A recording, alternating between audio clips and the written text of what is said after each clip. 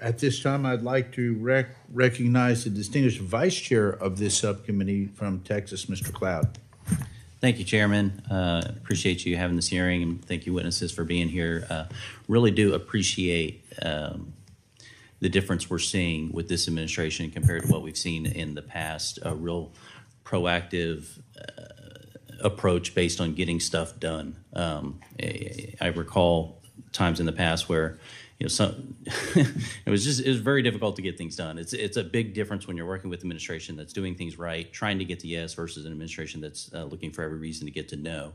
And specifically, Secretary, your approach on let's get projects done, not just exist to create paperwork and to kind of spin the plate of procedural activity, and it's make a big difference. It's extremely important for our country, and especially, and I've said this before, when we think about the Army Corps in the past, us having a very proactive approach that we're in a race against China on infrastructure and building capabilities. And so I want to thank you for that. When I talk to people all over the country, they can see the difference, and it's going to put us in a strong position going forward. Wanted to talk about a couple issues that are relevant in my district, but also national priorities. One is the Matagorda Ship Channel. I know you're very well aware of it. The previous administration unprecedentedly rescinded the record of decision, first time for a congressionally approved project that had ever been done in history, really to kind of put this project back at zero. You've done a lot of work in kind of playing catch up for the previous administration. Want to thank you all for that. Want to know what else is left for us to be done in Congress, how important that this get into WARDA 2026. Anything else we can do from a congressional standpoint, even, I know one of the challenges is even the availability of dredges, for example, which we can throw more money, but that doesn't mean there's more dredges necessarily unless we work on that issue. Anything we could be doing, kind of in the how can we help you help us category? Sir, you're absolutely correct, and I was very pleased to visit Matagorda a few months ago.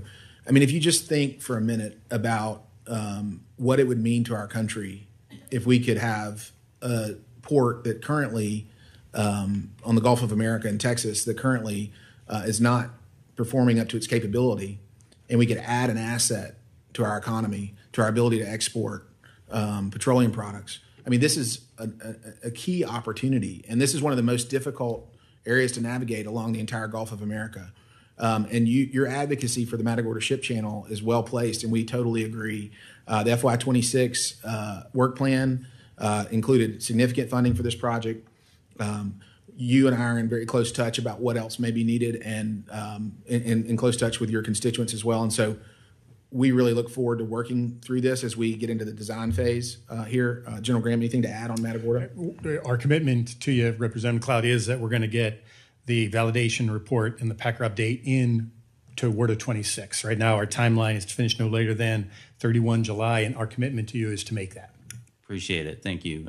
Y'all been really great to work with on this, and again, thank you. Thank you, Chairman, and I appreciate that we're talking about energy because it is so important, especially right now, and the need for us to have affordable energy. You know, when I think about, different ways we get energy, solar, wind, natural gas, clean coal, and we talk about affordability, it seems to me solar and wind are more expensive to produce. We could throw nuclear in there as well, which is extremely efficient. I recall the Biden administration is as reliable as natural gas is. The Biden administration literally put in their budget that we shouldn't spend anything that would help oil and gas. And what that did to drive up gas prices in our country was ridiculous. And so I appreciate this administration taking a hard look and refocusing us on energy projects that matter, on base load, especially as we try to compete with China when it comes to the race to AI, which is actually an energy production race. And we think about, again, what was labeled as energy projects under the Biden administration. We can include clean coal, with which how much energy does, carbon capture. How much energy does carbon capture create for our country? Zero, right? So it actually costs communities a lot of energy. And we were spending billions and billions and billions of dollars on that. So I just want to thank you for being on the cutting edge of refocusing on us on affordable energy and production, and thank you for that. What else can we be doing to help you refocus us on cheap and affordable energy? Thank you, Congressman Cloud. The first things that come to mind are what we've done already to enable this.